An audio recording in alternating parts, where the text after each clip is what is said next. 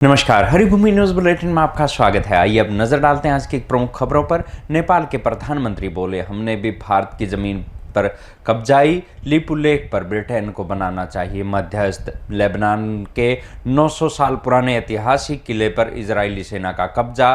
भारत के पहले बहुराष्ट्रीय सैन्य अभ्यास से बांग्लादेश की दूरी उठे सवाल। PSG चैंपियंस लीग जीतने के बाद फ्रांस में हिंसा, 400 से ज्यादा उपद्रवी गिरफ्तार। हॉर्मुज़ स्ट्रेट में अमेरिकी सेना का ईरान जा रहे मालवाहक जहाज पर हमला, इंजन रूम तबाह। अब खबरें विस्तार से।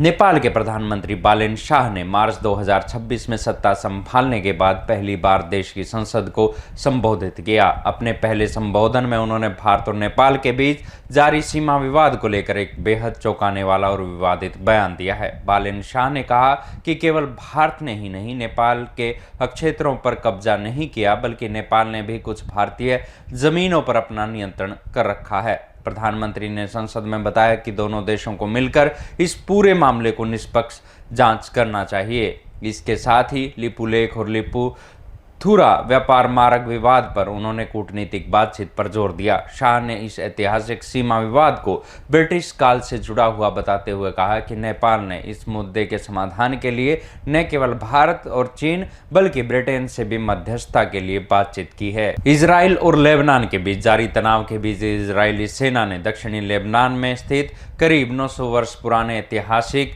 ब्यूफोर्ट किले और उसके आसपास की रणनीतिक पहाड़ियों पर अपना नियंत्रण स्थापित कर लिया है। इजरायली अधिकारियों द्वारा जारी किए गए हालिया वीडियो और तस्वीरों में इस ऐतिहासिक किले पर इजराइल का राष्ट्रीय झंडा लहराता हुआ दिखाई दिया है। अधिकारियों के अनुसार कई दिनों तक चले भीषण हवाई हमलों और जमीनी संघर्ष के बाद इजराइल को ये बड़ी कामयाबी मिली है। रिपोर्ट्स के मुताबिक पिछले 26 वर्षों में लेबनान के भीतर इजराइल की अब तक की सबसे बड़ी घुसपैठ मानी जा रही है। 700 मीटर की ऊंचाई पर स्थित होने के कारण इस किले का अत्यधिक सैन्य और रणनीतिक महत्व है, जहां से दक्षिणी लेबनान और इजराइल के एक बड़े हिस्से पर आसानी से नजर रखी जा सकती है।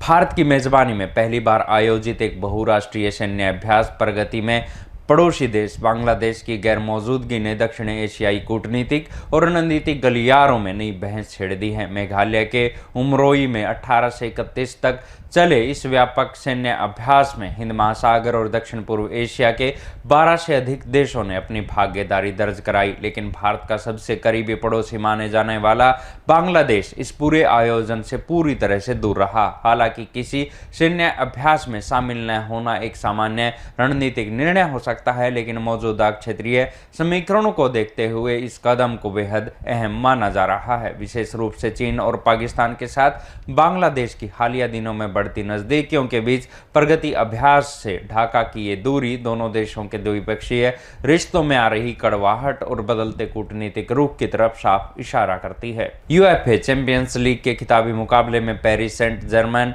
यानी PSG की रोमांचक जीत के बाद फ्रांस की राजधानी पेरिस सहित देश के कई हिस्सों में भीषण हिंसा को चपेट में ले लिया। पेनल्टी शूटआउट में मिली इस ऐतिहासिक खिताबी जीत का जश्न मनाने के लिए जब हजारों फुटबॉल प्रेमी सड़कों पर उतरे तो अचानक ये उल्लास उग्र उपद्रव में तब्दील हो गया। पेरिस की मशहूर सड़क चैप्स एलिजी को और PSG के घरेलू मैदान पार्क डेंस प्रिंसेस के बाहर प्रशंसकों और पुलिस के बीच हिंसक झड़पें हुई। उपद्रवियों ने शरेआम दुकानों में तोड़फोड़ की, इलेक्ट्रिक बाइकों और वाहनों को आग के हवाले कर दिया। बेकाबू स्थिति को संभालने के लिए सुरक्षा बलों को आंसू गैस के गोले दागने पड़े और लाठीचार्ज करना पड़ा। फ्रांसीसी अधिकारियों के अनुसार इस उपद्रव के मामले में अब तक देश भर में 416 लोगों को हिरासत में लिया जा चुका है, जिनमें अकेले पेरिस में 280 गिरफ्तारियां शामिल हैं। तनाव के बीच अमेरिकी नौसेना ने एक बेहद आक्रामक कार्रवाई की है। अमेरिकी सेंट्रल कमांड के अधिकारियों ने पुष्टि कर बताया कि उन्होंने ईरान के बंदरगाह की ओर बढ़ रहे